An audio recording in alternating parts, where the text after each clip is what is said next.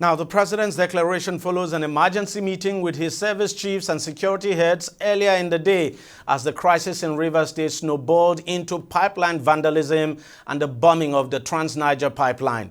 He also nominated Vice President, Vice Admiral, just as he said there, Ibok Etta Ibas, as the sole administrator of the state, and that he will remain in charge for the next 6 months.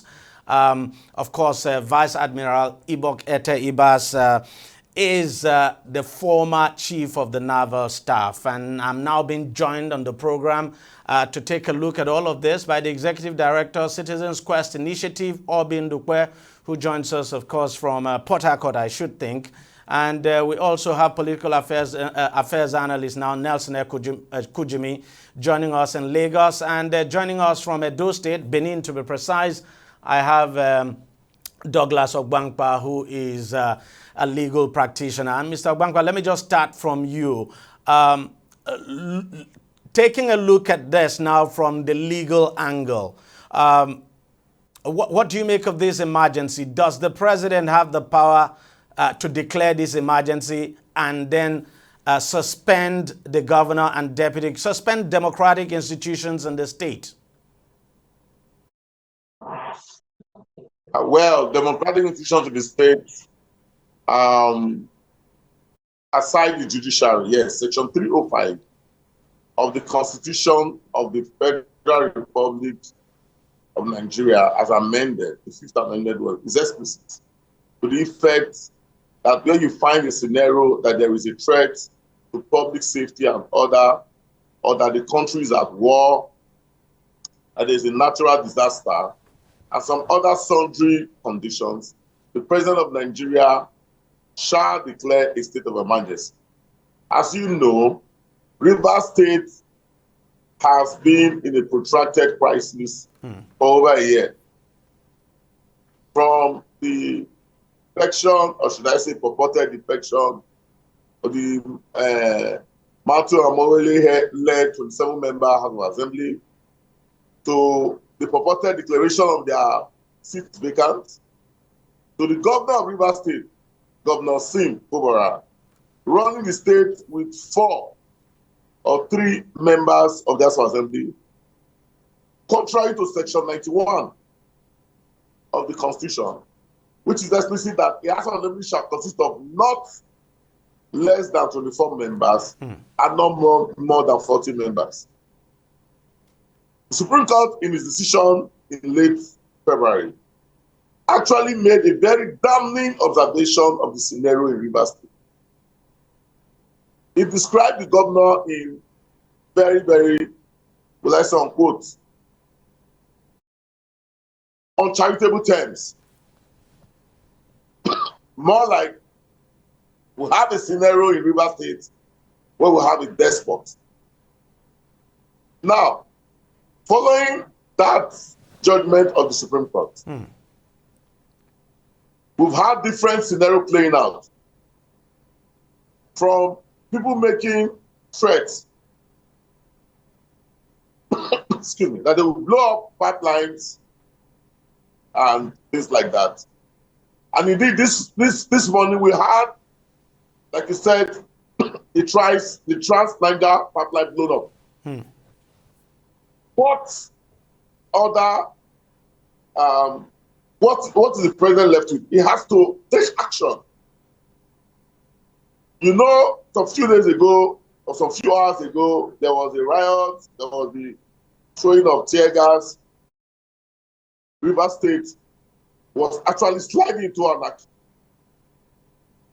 So I think the president made the right decision to actually ensure that there is law and order.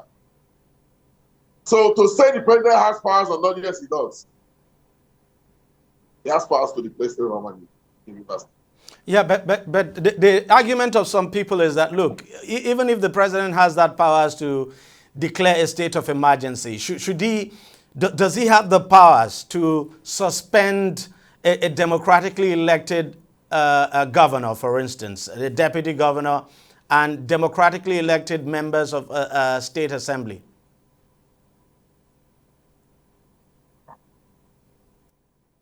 You know, the 1999 Constitution is actually excuse me, an improvement of the different constitutions we've had in Nigeria from the 1922 Constitution, 1954 DTT Constitution, and you have 1946 Mathematics Constitution, 54 60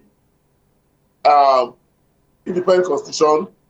You have 63 Republican Constitution, the 1979 Constitution, 1989 Constitution never came to fruition, and 1999 Constitution itself. Under the 1960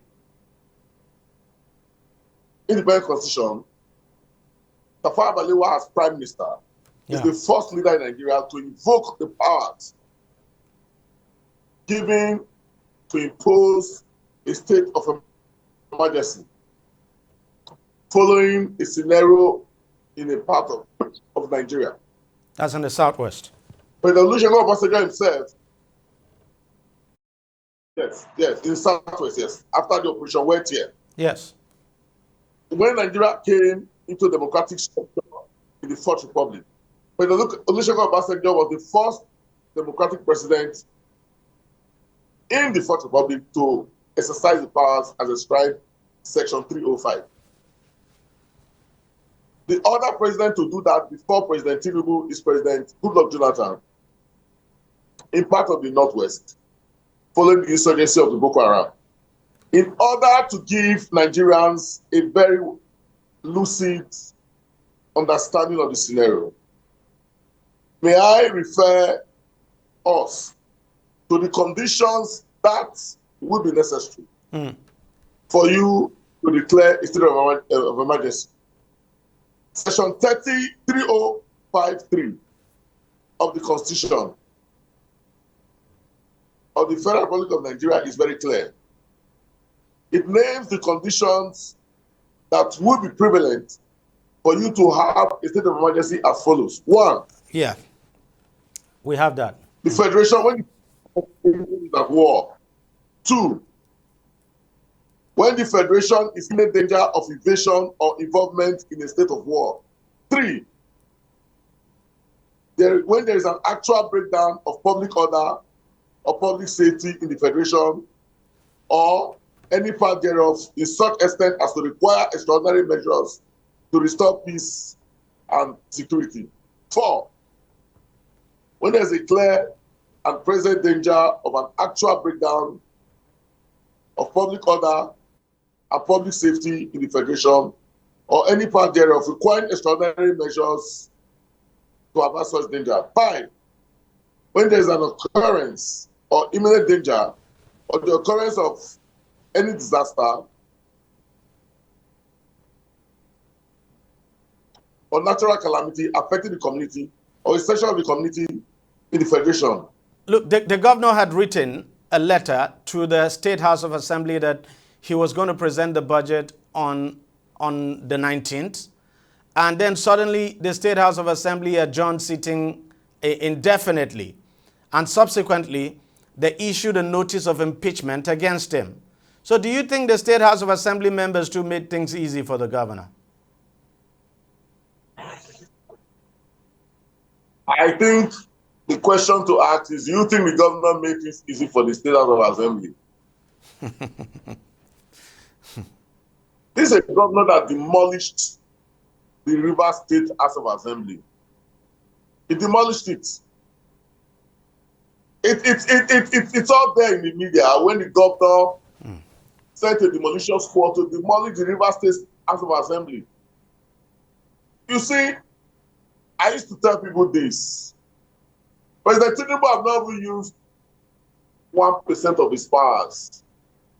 I said, if the president of Nigeria runs the states the way the states run the local government and the other institutions, the governors should not be governors. And here you find it now. For the very first time since we've had democratic government in the last maybe 10 years or so, you are seeing the president exercising the powers of a president. Everybody's complaining. We have governors who have refused to swear in judges. We have governors who will hold on to monies of the judiciary. As I talk to you right now, in any state in Nigeria, mark my words, if any judiciary, or most states, not all, I know some few states that do the right thing. If a chief judge wants to spend more than 1 million naira, he has to run to the governor. We don't have governors in Nigeria. What we have emperors.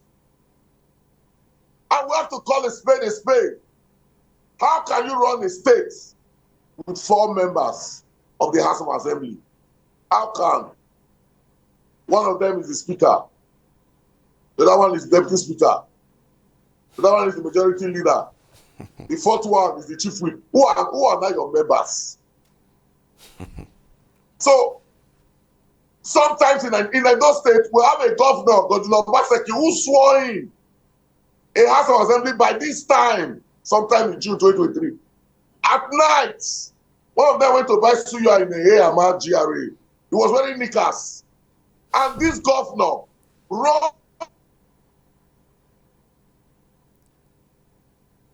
the House of Assembly for 4 years. 10 members. But one of the things you can get away with this, how can you run the state with 4 members of House of Assembly? I don't know Obara, I don't know Wike, I don't know Mati Amawe, I don't know any of them. But the Constitution is very clear. The Honorable Justice Rose Bible was clear on it when he was talking about the running of a House of Assembly. My Lord Justice Rose Bible, in the case of